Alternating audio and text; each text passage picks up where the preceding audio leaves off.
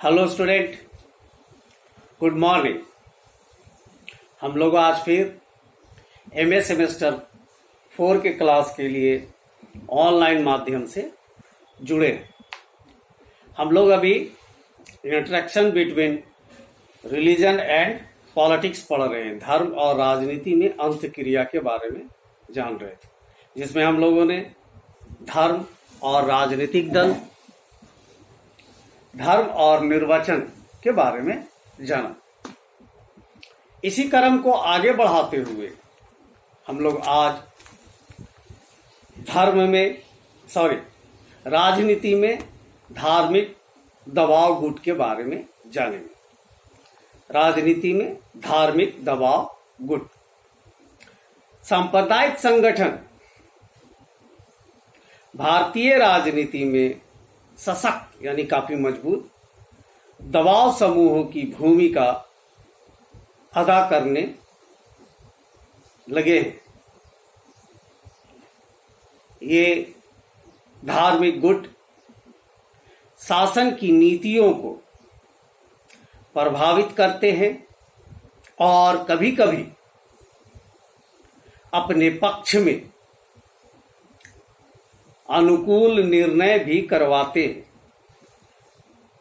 उदाहरण के लिए, हिंदुओं की आपत्ति और आलोचना के बावजूद हिंदू कोड बिल पास करवा लिया गया। दूसरे संप्रदाय के संबंध में ऐसा महत्वपूर्ण कदम उठाया नहीं जा सका। स्वतंत्रता के बाद अनेक मुस्लिम संगठनों जैसे जमीयतुल उलेमा, उलेमाए हिंद, इमारत शरिया, जमात इस्लाम आदि ने कम से कम 3 बातों के लिए सरकारी नीतियों को प्रभावित कर दबाव गुटों की भूमिका अदा की है। ये 3 बातें हैं: उर्दू को संवैधानिक संरक्षण दिया जाए, अलीगढ़ विश्वविद्यालय का अल्पसंख्यक स्वरूप स्थापित किया जाए और मुस्लिम पर्सनल लॉ के बारे में कोई तब्दीली ना की जाए। विश्व हिंदू परिषद के दबाव से ही अयोध्या मामले पर केंद्र सरकार ने एक महत्वपूर्ण पहल करते हुए 2003 को उच्चतम न्यायालय से अधिकृत 77 एकड़ भूमि पूजन पर लगाई गई रोक को वापस लेने की अपील की, जो कि मान ली गई। और हम सब लोग जैसा जानते हैं, अब उस मसले पर निर्णय भी आया और वहां मंदिर का निर्माण भी शुरू होने वाला है या हो रहा है। तो ये थे राजनीति में धार्मिक दबाव गुट। अब बात करते हैं हम लोग इसका चौथे पॉइंट के बारे में। धर्म के आधार पर अलग राज्यों की मांग। कई बार परोक्ष रूप से धर्म के आधार पर पृथक यानी कि अलग राज्यों की मांग की जाती रही है। अकाली दल द्वारा सूबे की मांग ऊपरी तौर से भाषाई आधार की मांग नजर आती है, यानी ऊपरी तौर पर लगता है कि भाषा के आधार पर यह राज्य का डिमांड है, लेकिन असल में यह पंथ के आधार पर ही अलग राज्य की मांग थी।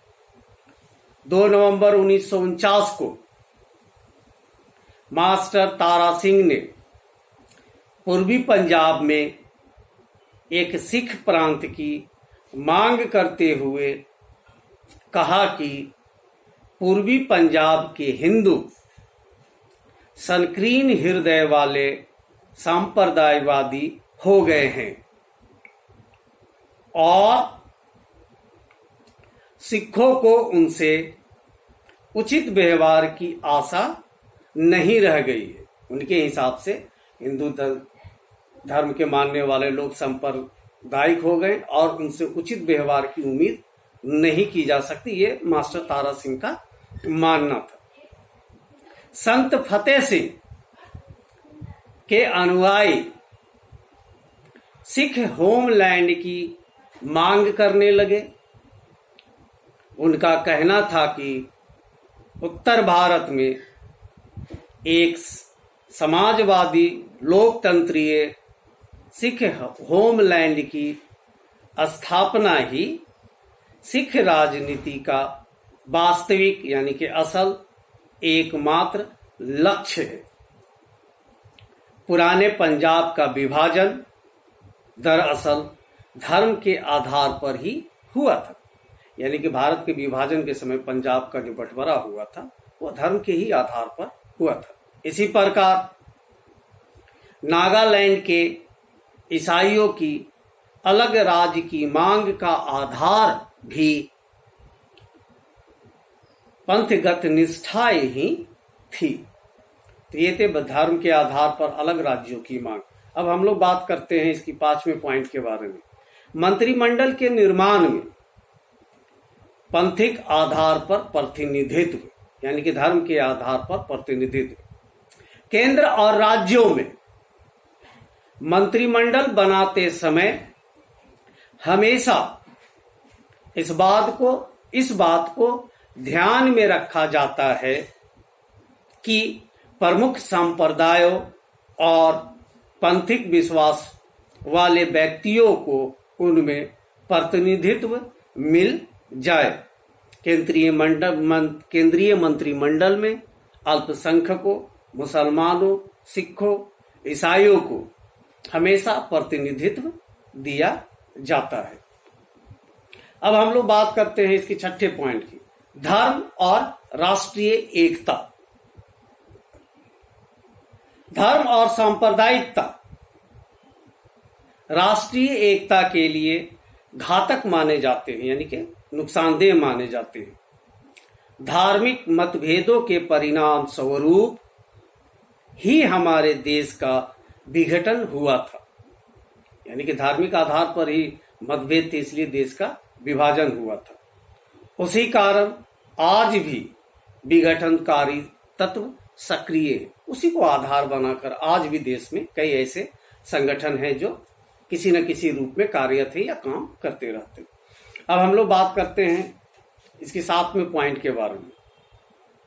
राज्यों की राजनीति में धर्म की प्रभावक भूमिका यानी कि प्रभावी भूमिका।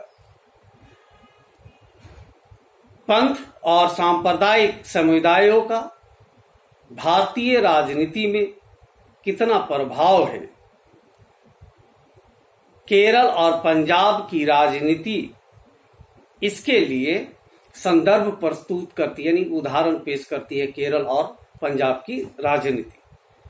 केरल की राजनीति का ऊपरी आवरण चाहे वामपंथी रंग में रंगा हुआ नजर आए, लेकिन उनका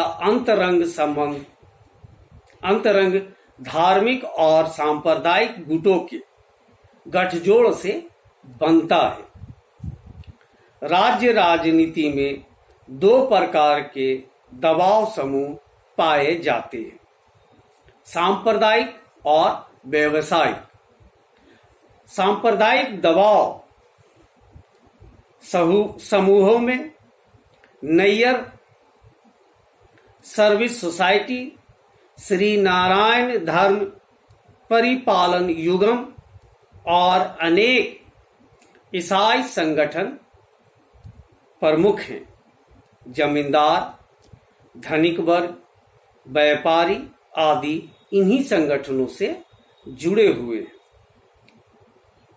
इसलिए ये सांप्रदायिक व धार्मिक गुट शासन की निर्णय प्रक्रिया को प्रभावित करते हैं। प्रगतिशील समझे जाने वाले साम्यवादी दल भी केरल में पंथिक दबाव गुटों से अपना तालमेल बिठाकर चुनावी रणनीति तैयार करते हैं। पंथ और राजनीति की अंतःक्रिया को समझने के लिए पंजाब की राजनीतिक विशिष्ट महत्व रखती है। यानी कि राजनीति, धर्म और राजनीति की अंतःक्रिया को समझने के लिए पंजाब की जो राजनीति है वो विशिष्ट महत्व रखती है। पंजाब की राजनीति सदा ही अकाली दलों की आंतरिक राजनीति तथा सशक्त और समृद्ध शिरोमणि गुरुद्वारा प्रबंध समिति के निर्वाचनों के इर्द गिर्द घूमती रहती है। अधिक दूर ना जाकर पिछले एक दशक की राजनीतिक घटनाओं का विश्लेषण करें तो धर्म की राजनीतिक भूमिका का अनुमान लगाया जा सकता है। शिरोमणि गुरुद्वारा प्रबंधक समिति के चुनाव प्रत्यक्ष और परोक्ष रूप से अकाली दल की राजनीति को प्रभावित करती है। यानी कि अकाली दल की राजनीति को शिरोमणि या जो क्या बोलते हैं गुरुद्वारा प्रबंधन समिति के जो चुनाव होते हैं वो उसको प्रभावित करती है, सीधा या छुपे रूप से, या जैसे प्रत्यक्ष या अप्रत्यक्ष रूप से।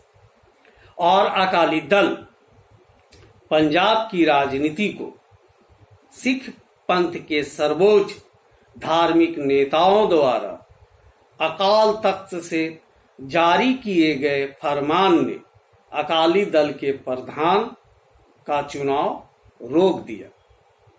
स्वर्ण मंदिर के मामले में स्वर्ण मंदिर के सामने स्थित अकाल तख्त की स्थापना गुरु गोविंद सिंह ने एक राजनीतिक शक्ति के रूप में की थी। पंजाब की राजनीति में अकाल तख्त का स्वरूप एवं भूमिका एक समानांतर यानी सरकार के बराबर समानांतर पद सरकार की तरह है, जिस पर समकालीन सरकार के आदेश लागू नहीं होते।